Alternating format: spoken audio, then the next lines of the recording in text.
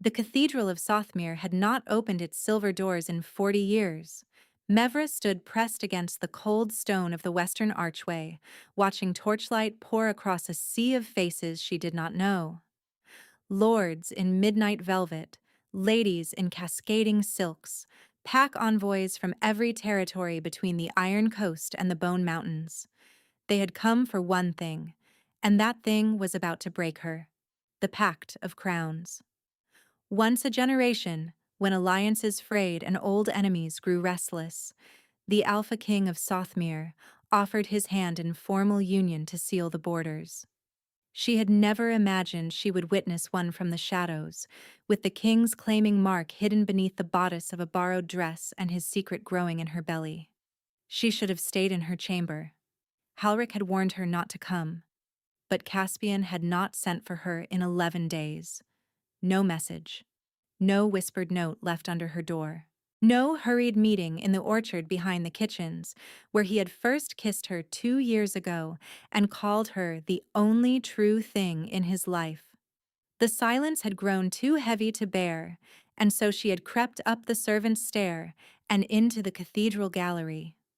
He stood at the high altar in a coat the color of storm clouds, his dark hair brushed back from a face she knew better than her own. Her body knew the rest. The way his jaw tightened when he was holding something back. The pulse beneath his ear that she had once kissed until he laughed and called her merciless.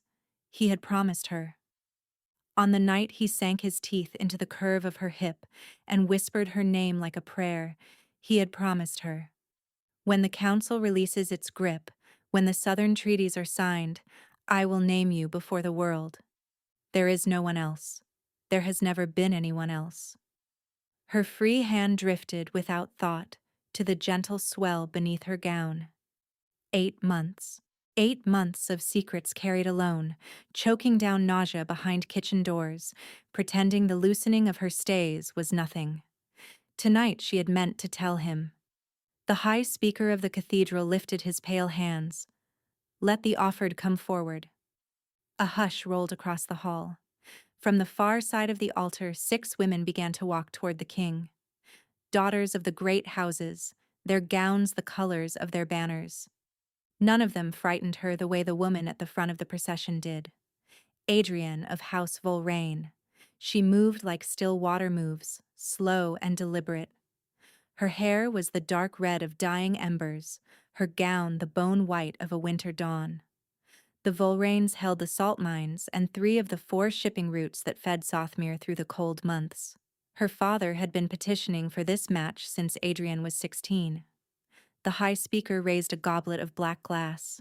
By the old custom and the older blood, the Alpha King will receive the cup of choosing. He will drink, and he will speak, and the realm will be bound. Mevra's hand closed around the iron of the railing. Caspian took the cup. He drank, and something shifted in him. Even from the gallery she saw it. A softening that was not a softening. His shoulders, which always carried the readiness of a man expecting a blade, settled into something looser. As if the man inside the body had taken a step backward and left the body to its duties. Her mark began to burn. It was not the warm pulse she knew. This was a needle of fire driven into her hip, sudden and without mercy. She bit down on the inside of her cheek to keep from gasping aloud. Caspian of Sothmere, the high speaker said. Blood of the River Kings, last of the Sun Line. The realm asks its question. Whom do you take to your side that the borders may hold, and the children of 2 houses become one? The silence stretched. It stretched the way a held breath stretches when there is no air left. Look at me, she begged, in the place inside her chest where words could not reach. Caspian, look up. Look up. I am here. I am here. He did not look up. His eyes, those eyes that had once tracked her across a crowded room, as if she were the only fixed star in a moving sky, drifted across the line of waiting women without seeing any of them. Then they returned, with the slow inevitability of a stone settling at the bottom of a well, to Adrienne of House Volraine. Adrienne, he said. The word struck her like a hand. By right and by blood I take her hand. The cathedral did not so much erupt as exhale, a great gasping cheer, layered with relief and triumph, and the long-banked ambition of 100 noble houses. Bells began to ring somewhere above. The Volraine banners unfurled along the high columns. Maevra could not hear any of it. Her vision had narrowed to a single point, the king's hand reaching for the red-headed woman at the altar. He took Adrienne's fingers in his. He raised them to his lips. The mark on Maevra's hip seared white. She made a sound she had not known a human throat could make, low and animal and broken. She doubled forward over the railing, one hand clutched around her belly as if she could shield the child inside from the sound of its father's vow. And then a figure stepped from the crowd below. He had stood at the back, half hidden by a column, dressed in the gray traveling cloak of an envoy. Now he moved forward with the unhurried certainty of a man who had been waiting precisely for this moment, and the crowd parted before him without quite understanding why. He was tall, broader through the shoulder than Caspian. His hair was the color of wet ash, cropped close to his skull, and his face was hard the way a cliff is hard, the way deep water is cold. He climbed the dais without invitation. The high speaker faltered. Caspian turned, and for the first time his eyes seemed to focus, and a wolf-low sound built in his chest that did not entirely come from him. "Carnholt," someone whispered in the crowd. "The Carnholt king. Riven himself." Maevra had heard the name. The Alpha King of the Eastern Wolves, the one who had refused 3 offers of treaty in 5 years. He had been invited to the pact, of course. No one had expected him to come. No one had expected him to climb the dais. Riven of Carnholt did not look at Caspian. He did not look at Adrienne. He turned in a slow half-circle, and his pale eyes lifted, and they found Maevra in the gallery as cleanly as a hawk finds a hare in tall grass. She could not move. He inclined his head, the smallest possible bow. Then he spoke, and the cathedral carried his voice the way still water carries a stone. "There is a witness to this binding," he said, "to whom no one in this hall has paid honor. I would offer her my hand to descend before the cup is sealed and the night is given to celebration." The cathedral went very, very quiet. Caspian's head turned at last. His gaze followed Riven's, up into the gallery, into the shadow where Maevra stood frozen with her palm pressed to her stomach and tears already cutting down her face. For 1 heartbeat. 2. His expression did not change. He did not know her. The man who had whispered her name into her hair only 12 nights ago looked directly at her, and there was nothing behind his eyes. He looked at her the way he might have looked at a tapestry he had passed every day without noticing. Something inside Maevra that had been holding on for 11 days finally let go. She did not remember moving. She remembered only the cold of the gallery stair beneath her shoes, and then she was at the foot of the dais, and Riven of Carnholt was extending his hand toward her with the gravity of a man offering a lifeline to a drowning woman. "My lady," he said quietly, and only she could hear him. "If you do not take my hand now, you will not leave this cathedral alive tonight." She did not understand, but her body understood, and she placed her trembling fingers in his. "Walk with me," he murmured, slowly. "Smile if you can." She could not smile, but she walked. Down the long aisle of the cathedral, past the lords and ladies and their staring jeweled eyes, past the Volraine banners hanging fresh and bright. She walked beside the foreign king with her hand in his, and her heart in pieces, and her child kicking once, hard against her palm. At the silver doors, she risked one look back. Caspian stood at the altar with Adrienne's hand still in his. His head had tilted to one side, very slightly, the way a sleeping man's might when a dream begins to disturb him. His other hand had risen, halfway, as if reaching for something he could not name. Then the silver doors closed between them, and Maevra of no house, of no name, walked out of the Cathedral of Sothmere on the arm of an enemy king. The night air struck her like cold water. Mavra stumbled on the cathedral steps, and Riven of Carnholt steadied her with a hand at her elbow that was strong without being rough. A black carriage waited at the foot of the stairs, drawn by 4 horses the color of soot. No crest on the door. "In," Riven said. She hesitated. "My lady, there are 6 men in that cathedral whose only purpose tonight was to ensure that you did not see the dawn. 2 of them are already moving. Get in, or the next quarter hour will end the same way for you and your child, whether you trust me or not." The word child moved through her like a struck bell. She had not told him. She had not told anyone but Winna, the old laundress who had pieced together the truth from her wash-water alone. Mavra's free hand flew to her belly. "How do you—" "Later." He opened the carriage door. "Please."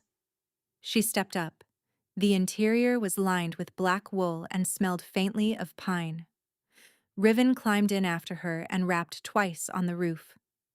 The carriage lurched forward before she had settled. The cathedral fell behind them, then the lit windows of the great houses. The horses' hooves rang against frozen cobbles. Mevra finally found her voice. "Who sent the men?" "Volraine, or someone who shares Volraine's interests." "Why?" He looked at her, fully, for the first time.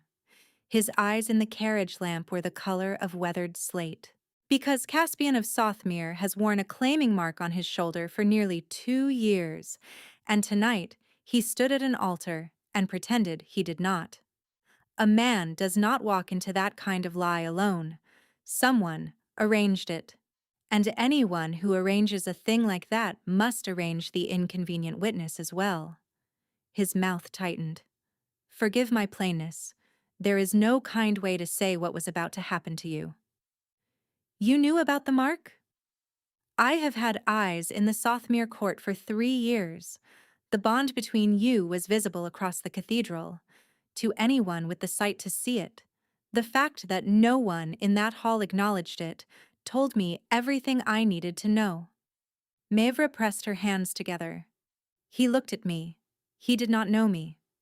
"No, he did not." "Why?" "That is the question I have spent the last 6 months trying to answer." She turned her face to him. "6 months? 6 months ago I received a letter. Anonymous. Posted from inside the Sothmere Palace. It told me that the Alpha King of Sothmere was about to be moved against by his own court, that a foreign alpha would do well to be present when it happened, and that a particular woman would need protection on a particular night. The letter did not give your name. It described your hair, your voice, the room you slept in. It was not signed." "Who?" "I do not know. Whoever wrote it knew you well enough to fear for you, and feared the court too much to write their own name." "Wyna," Mavra thought, with a swift, painful certainty.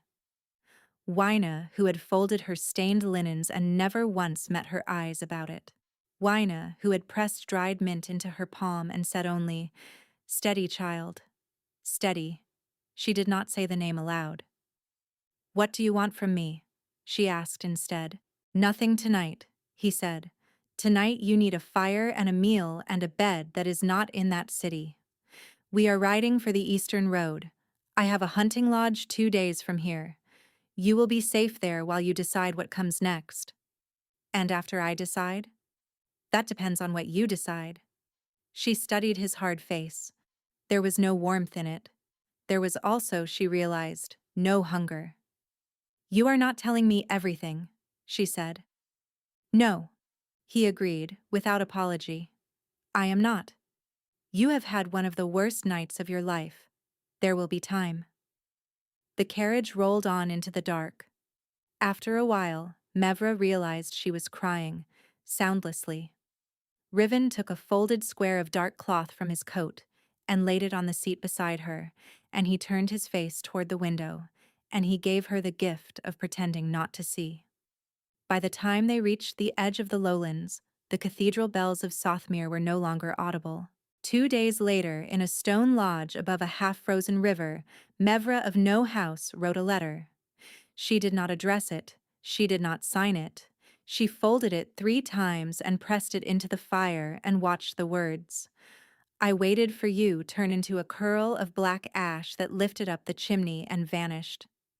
Then she pulled her cloak around her shoulders and walked out into the snow under a different name. She told the woman at the kitchen door her name was Sarah. She told herself she was no one. And in a tower 300 miles to the west, a man woke from a dream he could not remember, with his hand pressed to a shoulder that burned as if it had been branded, and a name on his tongue that he could not place. The village of Brindleford was 3 valleys deep into the eastern hills, where the maps grew vague and the merchants stopped coming. 5 months later, it had nearly forgotten that a stranger had ever arrived. Sarah, the soft-spoken woman who had appeared at the close of winter with a swollen belly, and a husband she said had drowned in the spring floods, had become simply the herb wife by the willow bend. The miller's wife had her teas for sleeping. The shepherd's youngest had her salve for a burn. Old Tobin, who could not lift his left arm after the harvest, had her quiet hands on his shoulder twice a week, and the slow return of strength to thank her for. No one asked too many questions. The hill people understood grief. Mevra had chosen the name herself. Sarah had been her mother's name. Her child had come within weeks of her arrival. A boy. Small, too small at first, but fierce, with a cry that brought every dog in Brindleford to its feet. The midwife had wrapped him in linen and placed him in Mavra's arms. He has the look of a fighter, this one. Mavra had wept for an hour without knowing why. She had named him Idris because she could not bear to name him after his father. He was 4 months old now. He had his father's dark hair and his father's level gaze, and a small crescent birthmark on his left shoulder that Mavra refused to look at for too long at a time. The mark on her own hip had not faded. Among the wolf-blooded, a claiming bite was meant to be a fragile and beautiful thing. Severed by rejection or by the choice of another partner, it dissolved within weeks, leaving only a faint silver scar to remember it by. Every healer's manual she had ever read agreed on this. 5 months had passed since Caspian had spoken Adrienne's name in the cathedral. The mark on Maevra's hip looked, if anything, darker than the night he had given it. Some nights she could swear it pulsed, as if on the other side of an enormous distance someone was searching, reaching, failing to find her and trying again. She refused to name what it was. Naming it would make it real. Hope is the cruelest of all medicines, her mother had once said.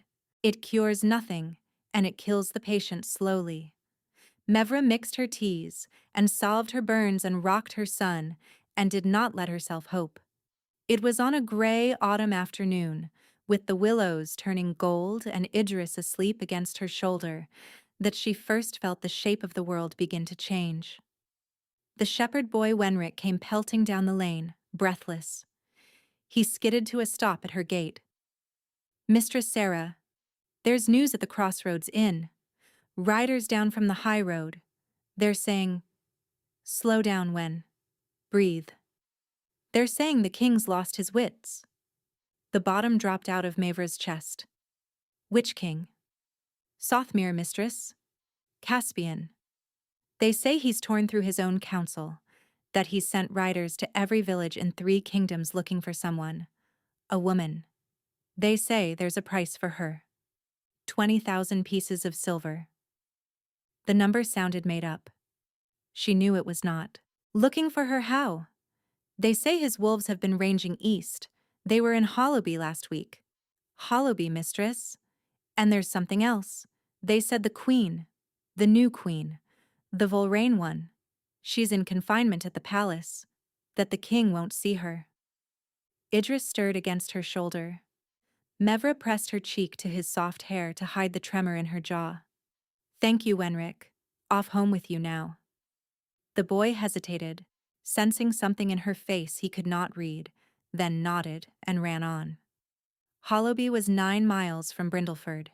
The mark on her hip throbbed once, hard, like a second heart beating beneath her skin.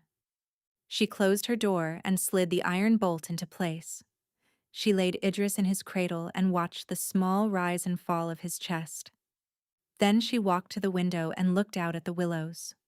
A man stood at the far edge of her garden, in the shadow of the willow itself, half screened by the falling gold leaves.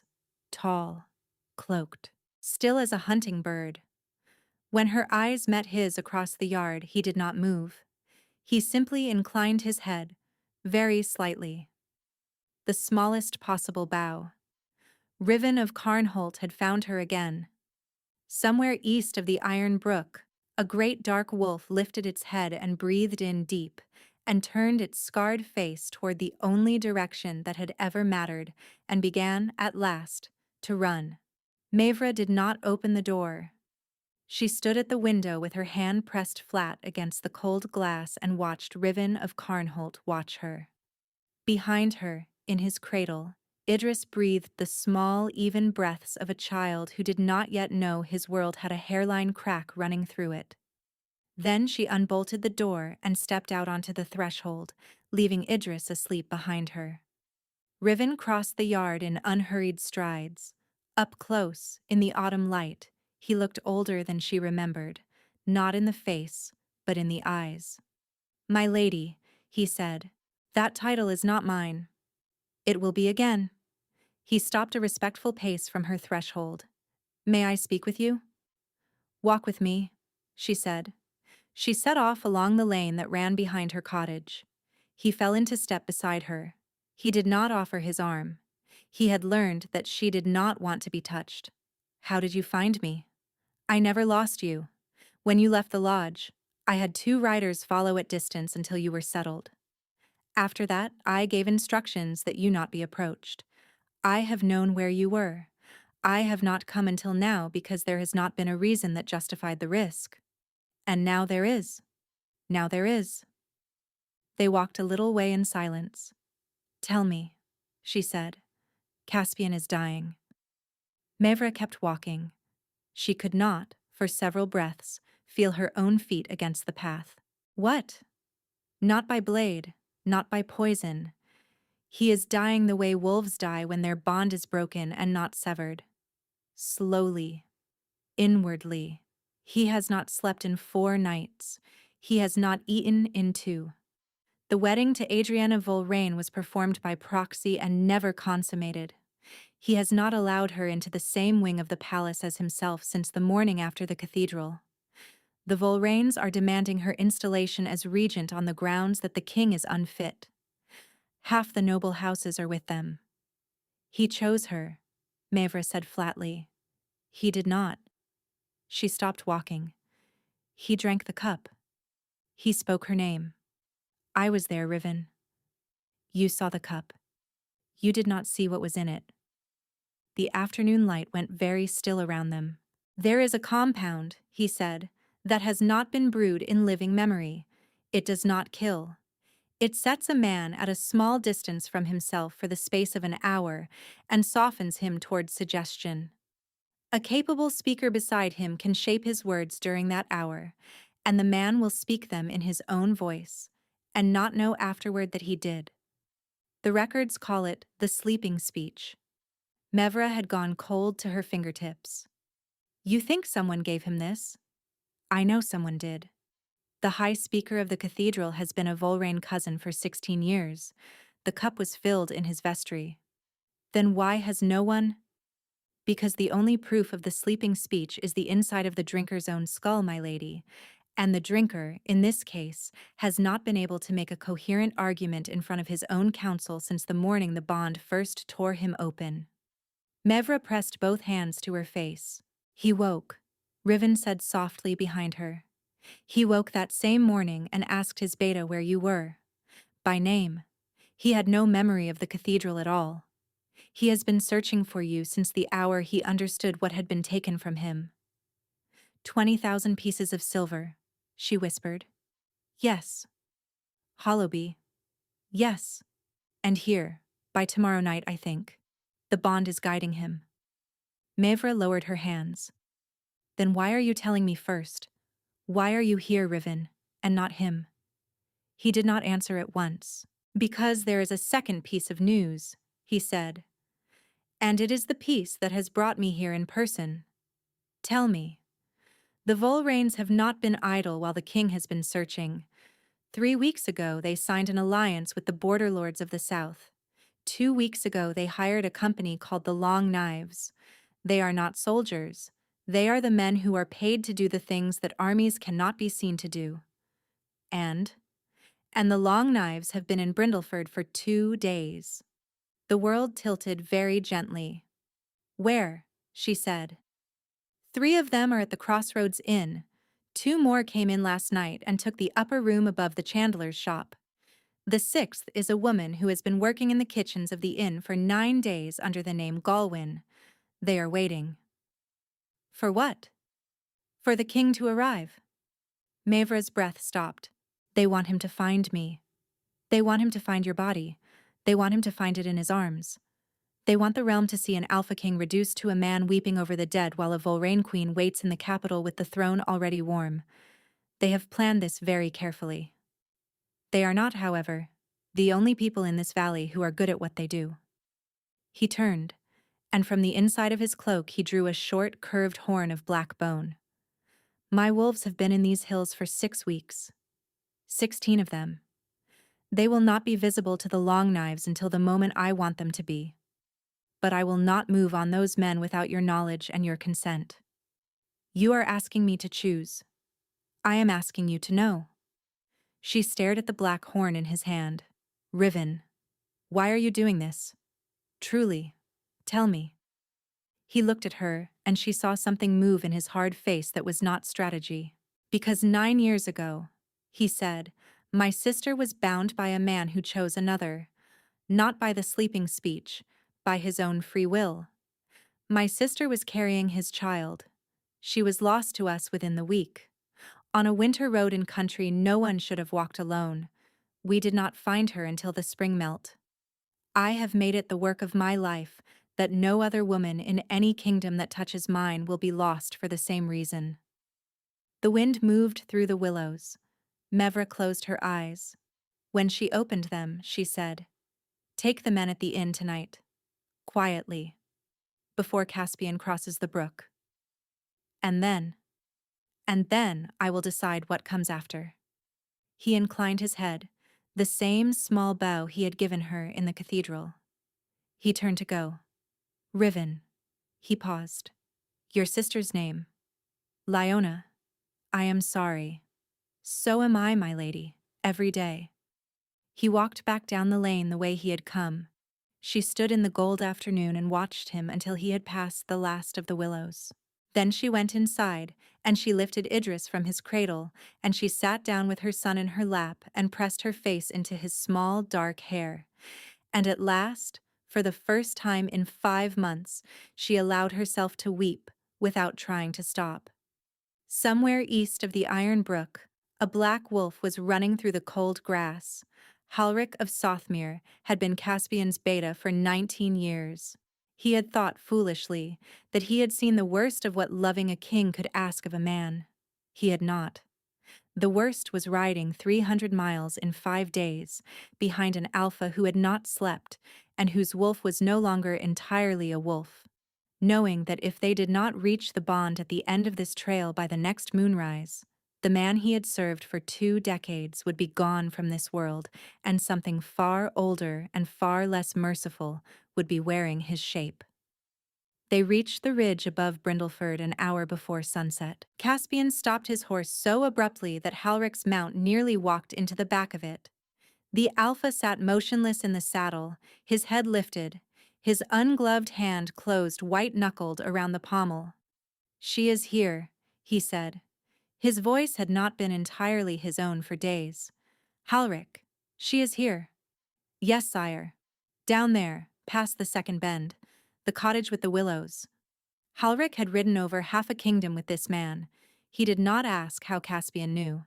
Sire, it is 2 hours yet to dark. We agreed to wait for dusk. I cannot wait for dusk.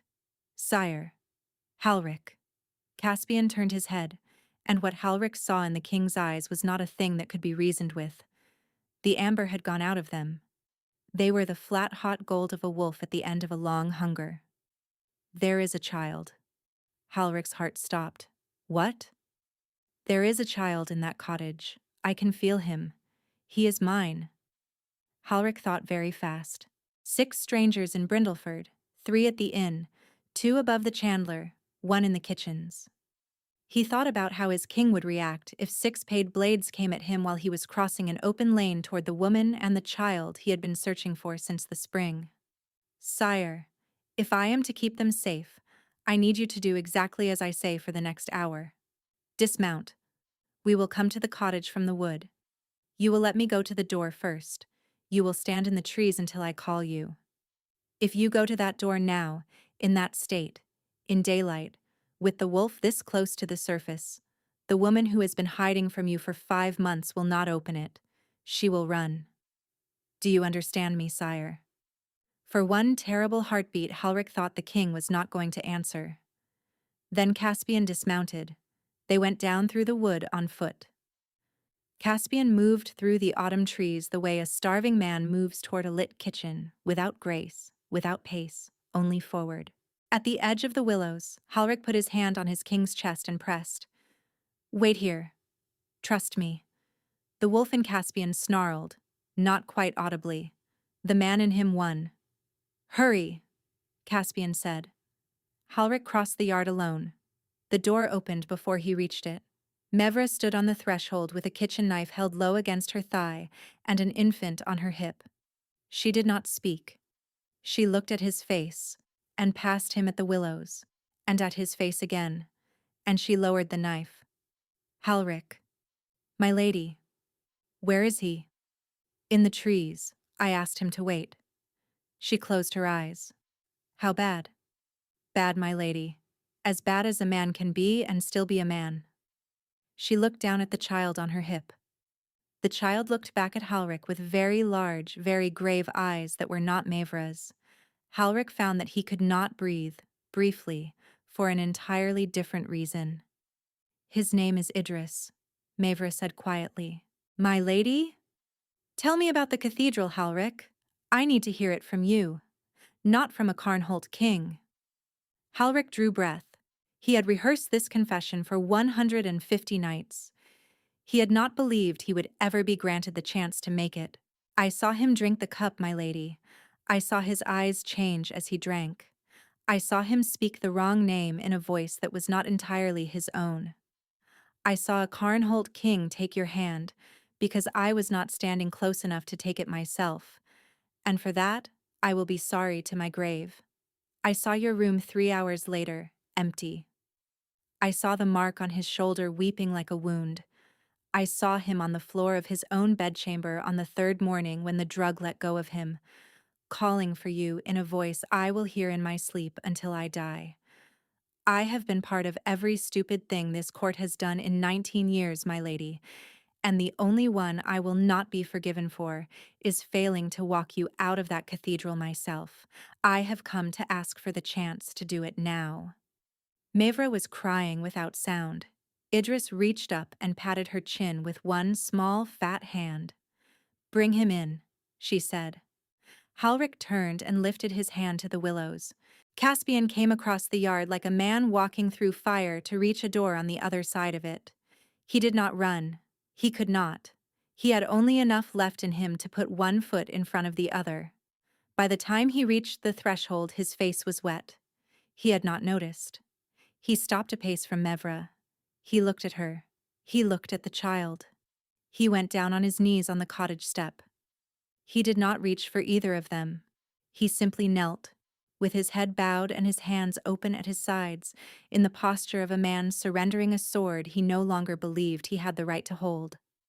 Mevra, he said. His voice was gone. It came out as breath shaped into her name. Mevra, Mevra, Mevra. The bond between them flared. Mevra felt it as a tide rising in her chest, a tide that had been pulling at the inside of her ribs for 150 days. She felt his exhaustion, his shame, his fear.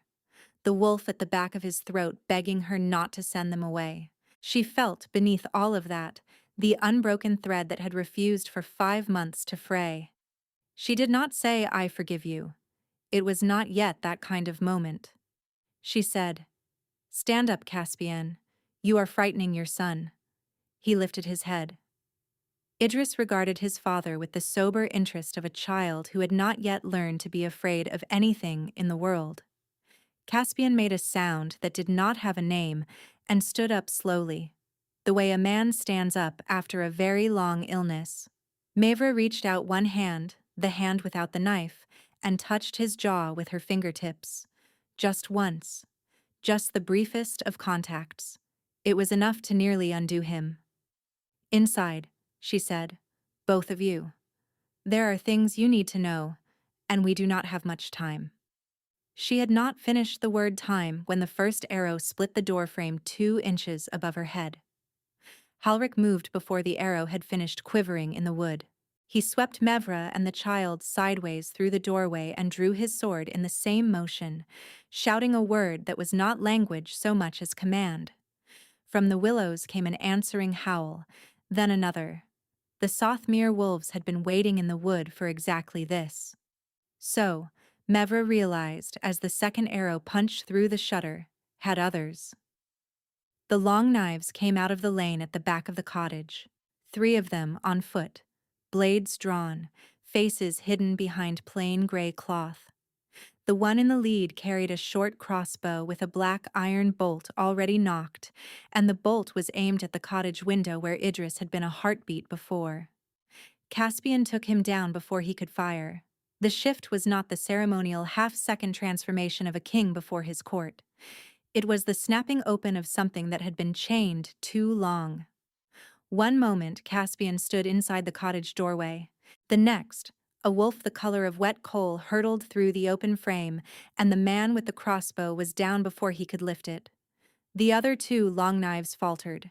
It was the only mistake Halric needed. He met the second man at the corner of the cottage and brought him down with one clean stroke. The third turned to run. 2 of Halric's wolves came out of the willows at full speed and reached him at the gate. From the lane on the other side came shouting. The long knives at the inn had heard the howls. They were coming. Mevra had Idris pressed against her shoulder. Her free hand had found the bone-handled knife in her apron pocket without her telling it to. "The cellar!" Halric called from outside. "My lady, the cellar." "There is no cellar." "Behind the hearth," said a voice from the doorway, and Riven of Carnholt stepped into the cottage with his sword drawn and 3 of his eastern wolves at his back. "Move the iron grate, there is a passage. I cut it the second week you were here." Caspian, in wolf form, rounded on him with a snarl that shook the rafters. "Brother of Sothmere," Riven said evenly, "we will resolve our quarrel after. There are 8 of them in the lane." For a heartbeat the cottage hung in stillness. Then Caspian turned his great head, looked once at Mavra, once at Idris, and threw himself back through the doorway into the fight. Mavra dragged the iron grate aside. Beneath it was a square of darkness and the top of a wooden ladder. "Down," Riven said. She climbed down with one arm around her son and the knife between her teeth. She crouched at the bottom in the dark and pressed Idris against her chest and listened, above her, to a small war being fought across the threshold of her home. She heard Halric shout. She heard wolves, more than she could count. She heard a woman scream, briefly, and stop. Galwin, she thought, and felt no pity. The bond pulsed. Caspian was hurt, not dying, but hurt enough that the pain of it reached her through the dark and the clay and the wood, and her body, without consulting her, did something she had not known it could do. It lit. A pale gold light bloomed along the inside of her arms, thin as breath, brighter than any candle. It was not heat. It was the same thing she had felt when she sat Old Tobin's shoulder, only larger. Vastly larger. As if all the small mercies she had given to the people of Brindleford had been a single tide pool, and the sea behind it had now decided to remember itself. Idris stretched out one hand toward the light. It pooled against his palm and did not burn him. Mevra understood, without being told, that she had been suppressing this for as long as she had been alive. Her grandmother had been a hill healer, the kind the southern temples had hunted in her great-grandmother's time. Mevra's mother had warned her on the last night of her life. Healing is allowed, child. Hands and herbs, anything brighter than that, and they will come for you. It was here now.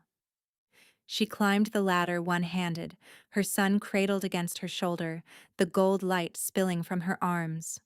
When her head came up through the opening, the cottage was full of bodies. Halric was on one knee against the hearth wall, his sword still in his hand, a long red gash along his thigh. Two of Riven's wolves were down and not moving. Riven himself stood by the doorway, pale, with one arm pressed against his ribs and blood seeping black between his fingers. Beyond the doorway, the great dark wolf that was Caspian stood over the last of the long knives with his sides heaving and a deep tear along his flank. She walked first to Halric, and she put her glowing hand on his thigh, and the bleeding stopped. She walked to Riven, and she put her glowing hand on his ribs, and his face went briefly slack with relief. "My lady, save it for him. I will mend. I have enough." She mended Riven's ribs in 2 breaths. Then she crossed the threshold into the yard. Caspian did not move as she approached. His eyes followed her. His great head sank until it nearly touched the ground. She knelt in the trampled grass beside him and put her hand on the torn flank, and the gold light went from her into him, and she felt the bond between them, which had been a thread for 5 months, become a rope. He shifted under her hand. The wolf folded inward, the man unfolded outward, and suddenly it was Caspian on his knees beside her, naked to the waist where his coat had torn. The long wound on his side already closed to a silver line, his face pressed into the curve of her shoulder. He was shaking. She put her hand on the back of his neck. Idris regarded his father over the curve of his mother's collarbone and made a small noise that was almost a laugh. Caspian, who had not laughed in 5 months, made a wrecked, broken sound that was almost won back. But the next thing did not happen yet, because at the far end of the lane, a column of riders had appeared in the lengthening light. 20 of them, 40, more. The banner at their head was bone white, and on it, dark against the cloth, was the salt and thorn crest of House Volraine. "Sire," Halric said quietly from the doorway. Caspian lifted his head from Mevra's shoulder. His eyes, when they met hers, were once again the color she remembered from the orchard behind the kitchens, 2 years ago. "Inside," he said hoarsely, "all of you, now." He stood, lifting her with him, and they went into the cottage together as the last of the autumn light failed in the west, and the first of the Volraine riders crossed the brook. The cottage door closed behind them, and for the space of 3 breaths, the world narrowed to the room. Halric set the iron bar across the door. Riven moved to the shutters and worked them tight.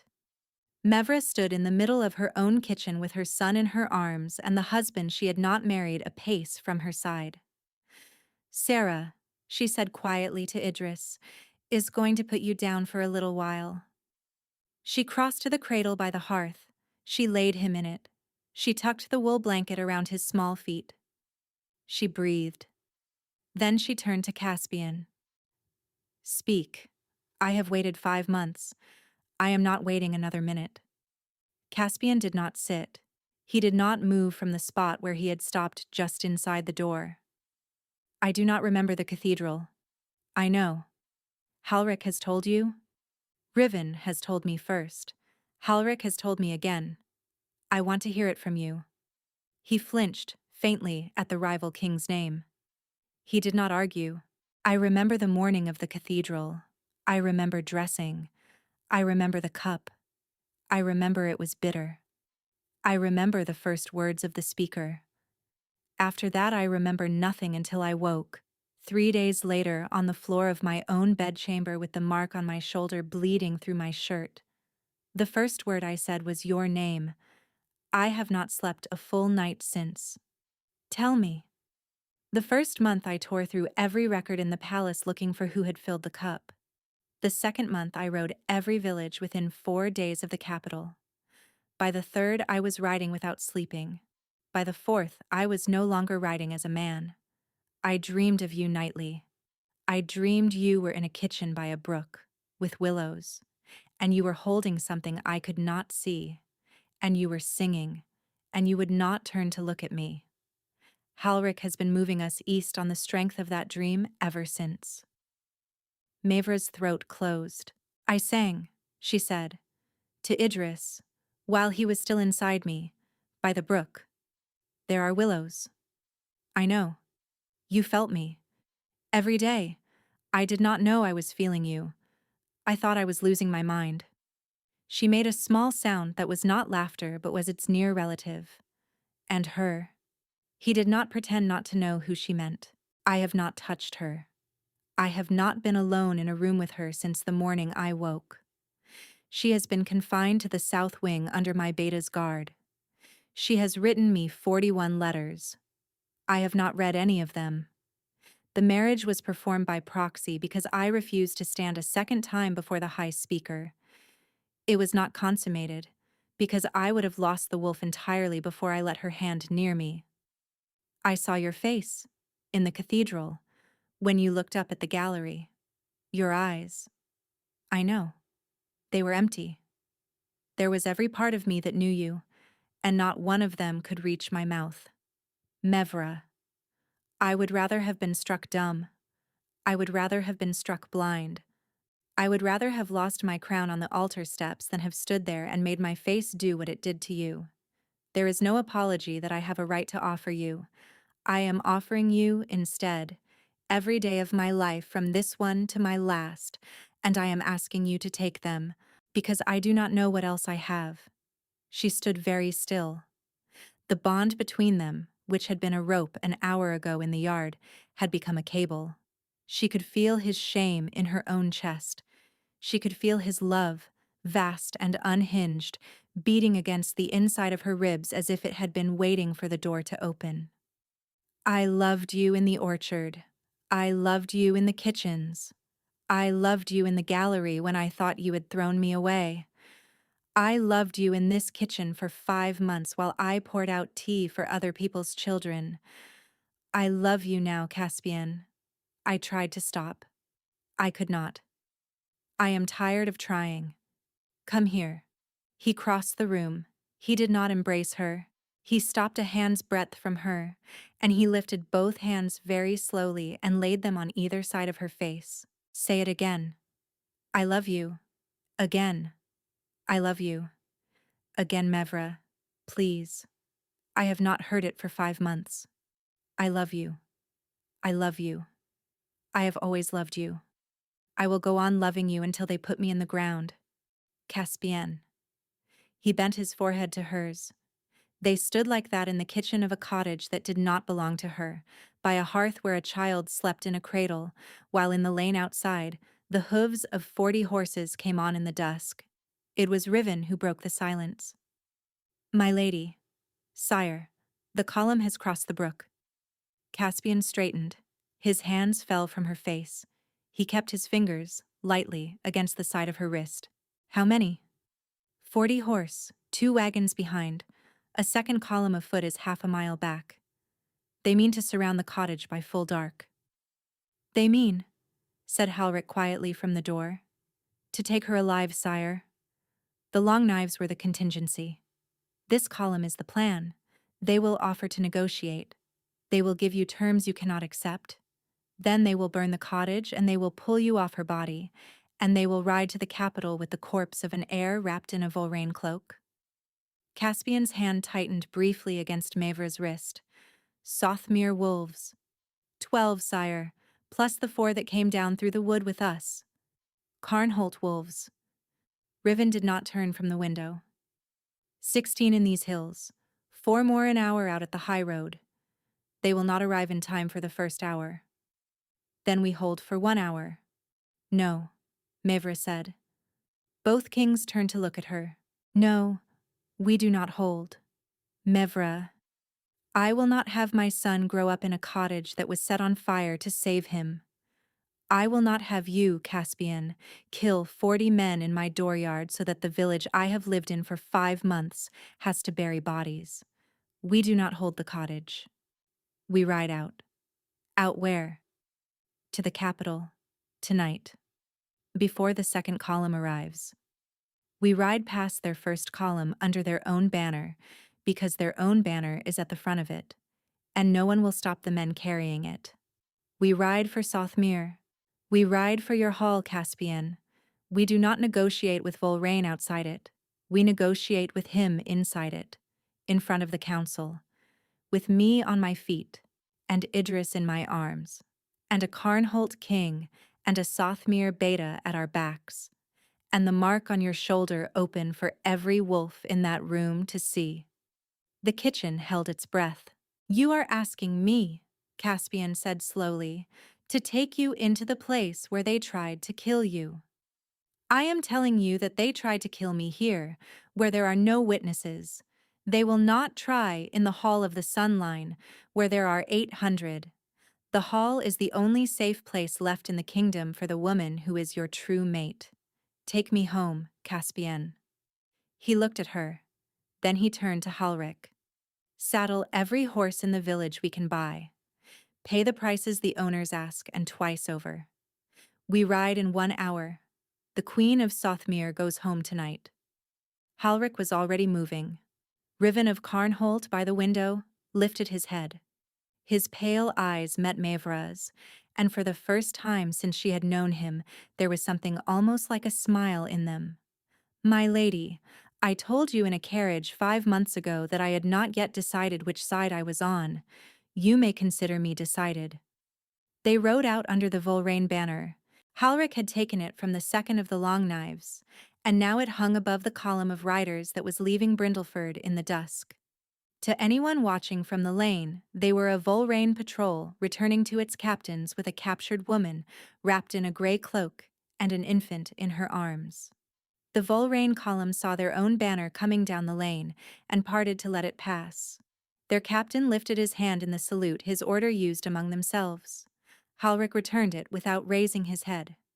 By the time the captain had registered the second oddity that the men passing him were not men he knew, the rear of their column was already beyond his bowshot. He shouted. His column began, raggedly, to turn. By then, Halric had drawn rein and barked a single word, and every Sothmere wolf and every Carnholt wolf within hearing had broken from the trees on either side of the lane and fallen on the rear of the Volraine column at full speed. The fight in the lane was not long.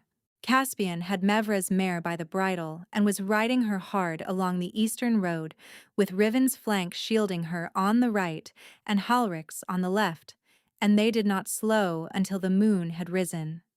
They rode for 2 days. By the second dawn, the 4 Carnholt wolves who had been an hour out at the high road had caught up with them. Word had traveled ahead of them by methods Mevra did not fully understand. People came out to the roadside to look at her. They did not cheer. They stood in their doorways with their hats in their hands, and several of them made a small old gesture toward Idris in her arms that Mevra had only ever seen at the cradles of children, born to women her grandmother had loved. The capital came up at the end of the 3rd day, white-walled and bell-towered. The gates were open. They had been ordered open, Halric explained quietly, in the expectation that the column returning down the eastern road was a Volraine column carrying the body of a hill healer and her child. The council had planned a public reception. Volraine had planned a coronation. Neither had planned for the column to be led by the king himself, with a woman in a grey cloak riding at his right hand and an infant against her shoulder and a foreign alpha king at his left. The streets emptied as they passed. They rode past the cathedral. She did not look at it. Into the courtyard of the palace, and up the long sweep of pale stone steps to the doors of the Hall of the Sunline. The doors were closed. Caspian dismounted. He laid the flat of his hand against them. He said, very quietly, "Open." There was the sound of bars being lifted from the inside. The doors swung outward. The hall of the Sunline spread before them in lamplight, packed wall to wall with the noble houses of Sothmere.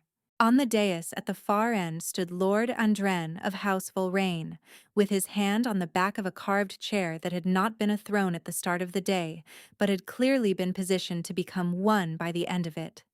In the chair sat Adrienne. She was wearing a crown. It was not the Sunline crown.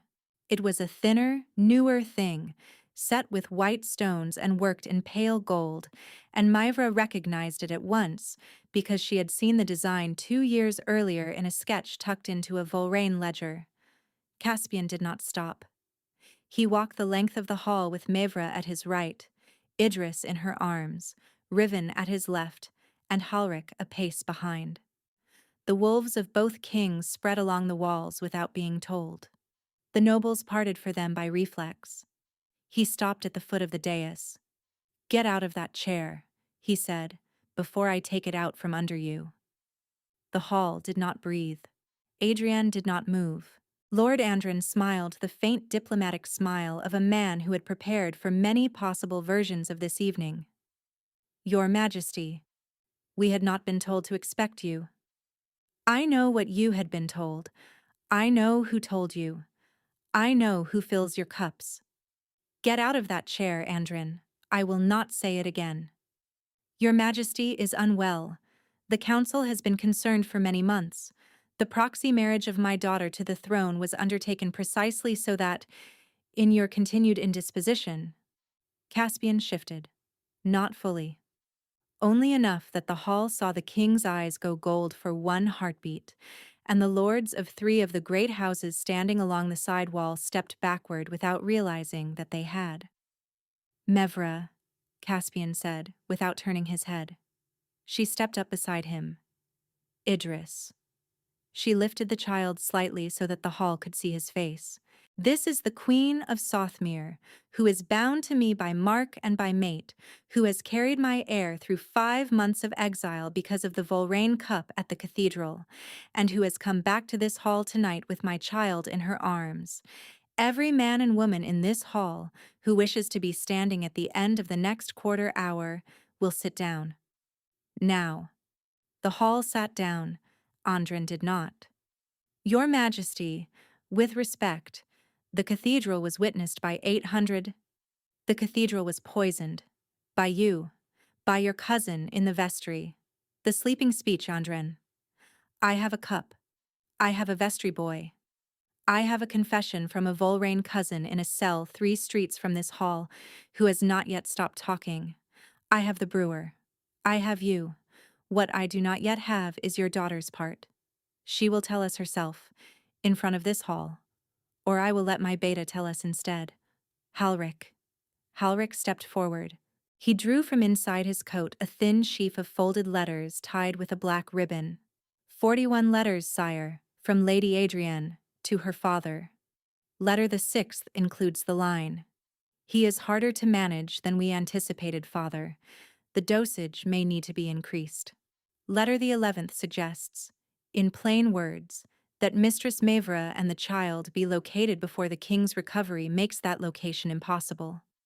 Letter the 19th names the captain of the Long Knives by his given name.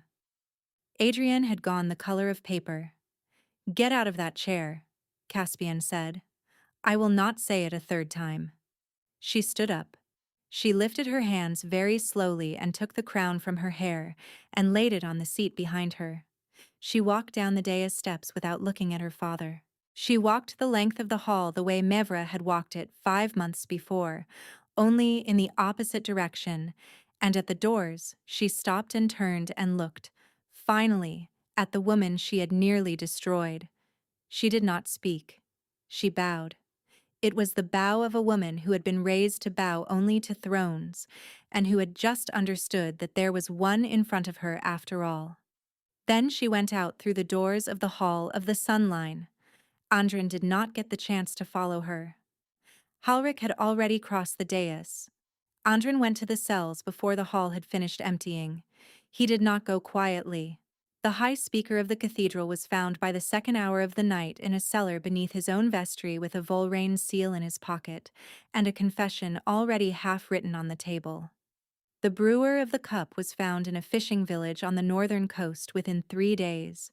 The threads, having been pulled, did not stop unraveling. Mavra did not see any of this. She was carried by then to the wing of the palace that had been hers in stolen hours 2 years before, and she was washed, and she was fed, and she was sat in a deep chair by a fire the size of a doorway, with Idris asleep in her lap, and Caspian on the floor at her feet, with his head against her knee. It was nearly midnight when Riven of Carnholt knocked at the door. He came in alone. He had washed. He had changed into a plain, dark coat that had no banner on it. He stopped 2 paces inside the room. "My lady, sire, I will not keep you. I came to take my leave." Caspian lifted his head from her knee. "You will not stay the night. My wolves are camped outside the eastern gate. We will ride at dawn. I have been 5 months out of my own kingdom. I came to say something, sire, that I believe you have a right to hear from me directly." Caspian rose to his feet and faced him. "Speak. I came to your cathedral 5 months ago because of a letter sent from inside your palace. I tell you this because I want it on the record between us, plainly, that I did not come to take your queen. I came because someone in your house knew what was going to happen to her and could not stop it from inside.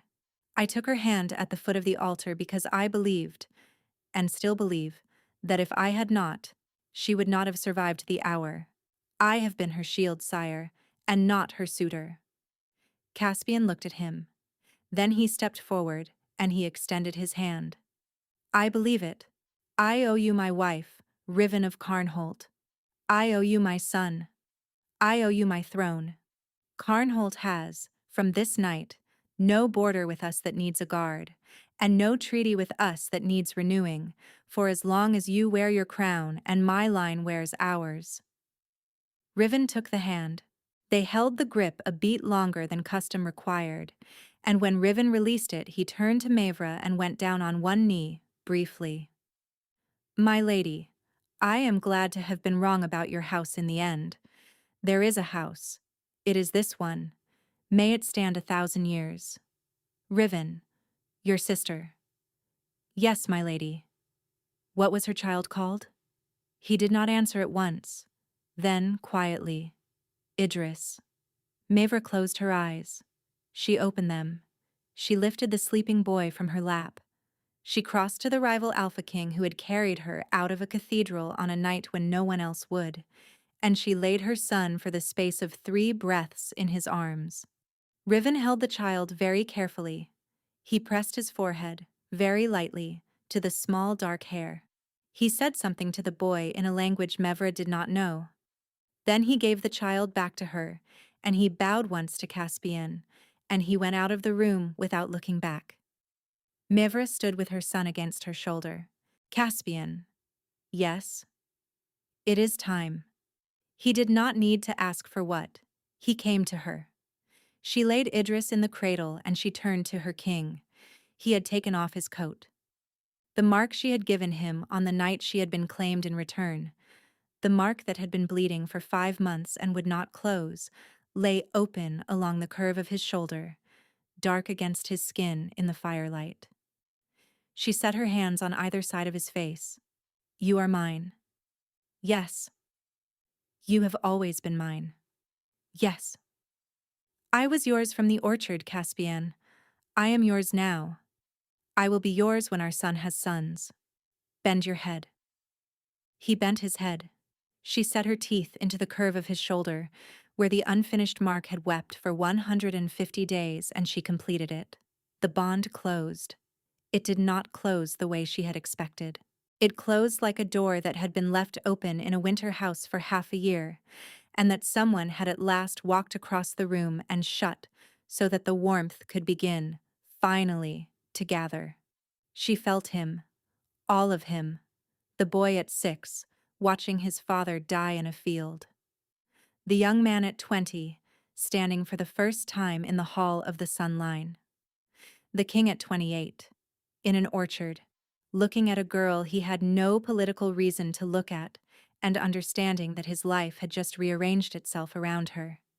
He felt her. The orphan girl in the records office, the young healer hiding her hands, the girl in the orchard who had thought, "He will not look at me twice." The woman in the gallery who had decided in a single breath that she would carry the child alone. The mother in the cottage who had sung at midnight to a baby who did not yet know his own name. When she lifted her mouth from his shoulder, he was weeping quietly with his eyes closed. Open them. He opened them. She had expected the gold of the wolf. She had expected the amber of the king. What she saw in the firelight was simply the brown of a man's eyes, calm and exhausted and at home. Mevra. Caspian. Tell me his second name. She had not given Idris a second name. She had been waiting. She understood now. Without knowing, she was waiting. Caspian. He drew a slow breath that came out as something close to a laugh. He will hate that when he is 12. He will get over it. He pulled her against him gently. She rested her forehead against his collarbone. The mark on her hip, which had been dark and hungry for 5 months, settled, finally, into the warm, even pulse she remembered from the orchard. In the cradle by the fire, Idris Caspian of Sothmere slept on, and did not yet know that his name had finally been given to him in full. Spring came late to Sothmere that year. The trial of Houseful Rain ran through the cold months and into the thaw. Andrin faced the king's justice before the first crocus and did not return from it. Adrienne, by the king's own ruling against the council's wishes, was spared. She was sent to a women's house on the northern coast, stripped of her name and her lands and her wolf, and given the work of laundering the linens of a charity hospital for the rest of her natural days. The council called the sentence soft. The king called it the worst thing he could think to do to a woman who had been raised to believe that her worth lay in the chair she sat in, and the council, in time, came to agree. The High Speaker died in his cell before the trial reached him. The brewer of the cup, an old woman in a fishing village who had not, in fact, known what her recipe was being used for, was pardoned and given a pension and a cottage on the coast. The recipe, by royal decree, was burned along with every copy that could be found. Weena the laundress was found, by Halric, in the south wing of the palace 3 days after the night in the Hall of the Sun Line. She was in a cell, where she had been put by the Volraines in the 4th month of her quiet defiance, and where she had been forgotten in the chaos of the weeks that followed. She had been writing letters to a Carnholt king on candle ends with the soot of her own dinner. She had been right, as it turned out, to begin doing so the morning after Mivra had vomited into her wash basin for the 3rd time and refused, with a steady chin, to explain why. The queen sat with her for an hour the day she was brought up from the cell. What was said between them is not in the records. Weina lived another 7 years in a small house on the palace grounds, and she died on a spring afternoon with the queen's hand in hers. She is buried in the royal garden under a willow. Idris Caspian of Sothmere learned to walk on the morning of his 1st birthday. He took 5 steps across the rug, fell into his father's hands, and laughed.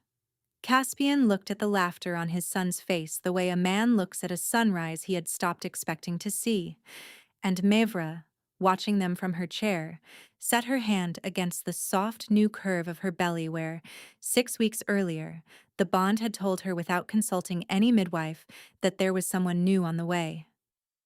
Caspian. He looked up. Again, she said. He understood at once. When? In the autumn. He set Idris gently on the rug, came across the room, knelt in front of her chair, and laid his head against the place she had laid her hand. The second child was a girl. They named her Leona because Mivra had asked, and Caspian had, after a long silence, said yes. Riven of Carnholt came south for the naming. He stood in the small chapel at the end of the palace garden, and when the High Speaker, the new one, lifted the child to be named. The rival Alpha King who had once carried Mavra out of a cathedral pressed the back of his hand against his eyes and did not, for 3 breaths, look at anyone. When the naming was done, Caspian set his daughter in Riven's arms. "She is yours as much as ours," he said, "by the debt I owe and by the name she carries. Do not be a stranger to her, Riven. Do not be a stranger to any of us. You have a house in Sothmere now. Use it." Riven held the small dark girl, looked down at her, then at Mavra, and said quietly, "Thank you, my lady, for carrying her name into a place where it could be spoken again. I have not heard it said by a child's voice in 9 years. I had forgotten what it sounded like." "She will say it for you," Mavra said. "Often." He laughed. That night, after the chapel and the feast and the long, slow business of putting 2 small children to bed in a nursery built within sight of the king's own chambers, Mavra stood at the window and felt her husband come up behind her. He did not speak. He set his hands on her shoulders. He laid his chin against her hair. The mark on her hip pulsed warm and even, the steady beat of a thing that had finished being tested. "Caspian?" "Yes." "Do you remember the orchard?" "Every night." "Do you remember what you said to me? The first time, before you knew my name?" "I remember." "Say it again." He bent his head, and into the soft place behind her ear he said, in the voice he had used when he was 28, and certain of nothing in his life except the woman he had just decided to love, "There is no one else. There has never been anyone else. There will not be anyone else. Until the last fire of the sun line goes out, and after, and after, and after. Mevra." The wolves of Sothmere, on the high walls of the palace, lifted their heads to the spring moon. The wolves of Carnholt, at their camp beyond the eastern gate, answered them. And in the nursery, 2 small children, who would one day rule one kingdom between them and walk easily across the borders of another, slept on, under a roof that no cup, no council, no banner, and no fire would ever take from them again.